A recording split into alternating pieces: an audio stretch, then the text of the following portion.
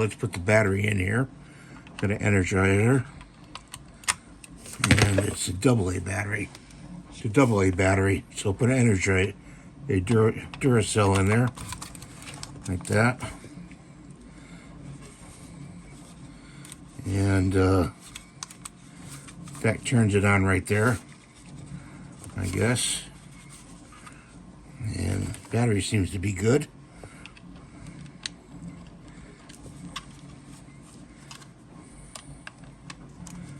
This goes in there like that. Like that.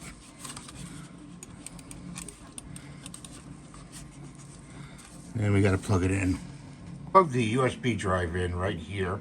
Got a cord going to the back to a hub to the computer. Okay. And the mouse is definitely working very well. Right click and then select. So that's the video for today, guys. Thanks for watching. Have a great day and God bless you. Be sure to subscribe and hype the video. Bye for now.